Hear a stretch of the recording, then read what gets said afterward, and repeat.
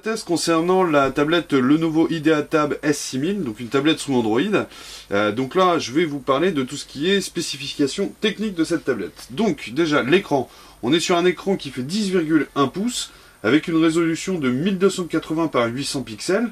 L'aspect ratio, c'est 16 dixièmes, donc c'est un format assez sympathique, moi je trouve, qui se prête bien pour tout ce qui est jeux vidéo par exemple, ou encore pour surfer sur le web, c'est assez agréable.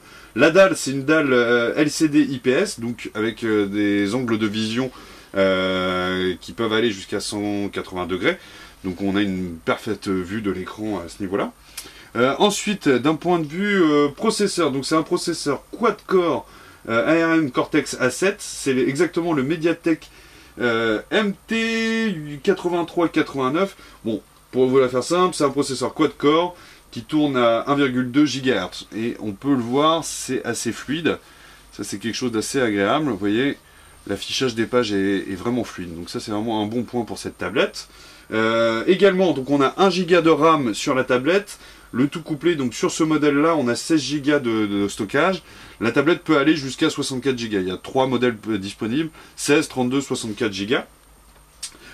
Ensuite, donc je vais vous parler de tout ce qui est connectique. Donc si on regarde sur le côté, là sur la tranche, il n'y a strictement rien.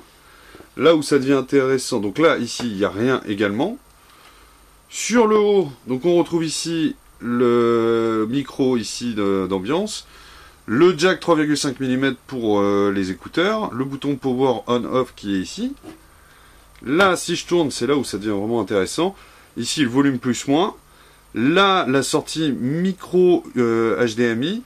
Ici, l'entrée micro USB. Donc ça vous permet de recharger la tablette et de transférer les données vers votre ordinateur.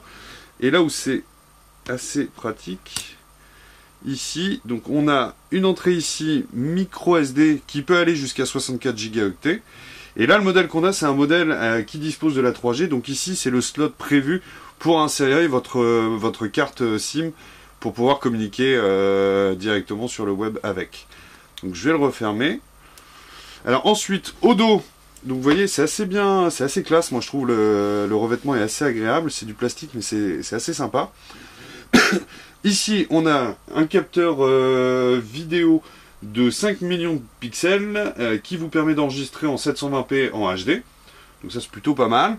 Là, on a les deux haut-parleurs qui sont intelligemment placés sur le haut. Donc c'est des haut-parleurs stéréo qui sont juste là. Pratique parce que quand on a la tablette comme ceci, on ne cache pas les écouteurs. Il y a juste si on la prend sous ce format-là, on peut en cacher un des deux.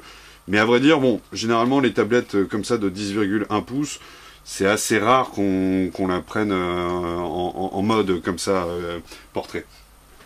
Ensuite, on a une deuxième caméra qui se trouve juste ici.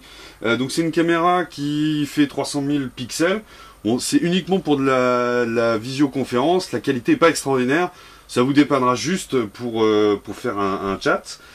Autrement, d'un point de vue de réseau, on a le droit au Bluetooth 4.0. On a le Wi-Fi évidemment. Et pour finir, donc Bluetooth, Wi-Fi, et c'est à peu près tout, voilà, c'est aussi simple que ça. Et pour finir, sur cette présentation des specs techniques, on est sur un Android 4.2.2 Jelly Bean, et un portage vers Android 4.3 est prévu dans très peu de temps, logiquement, d'après Lenovo. Donc voilà, donc une belle tablette au format 10,1 pouces sous Android 4.2.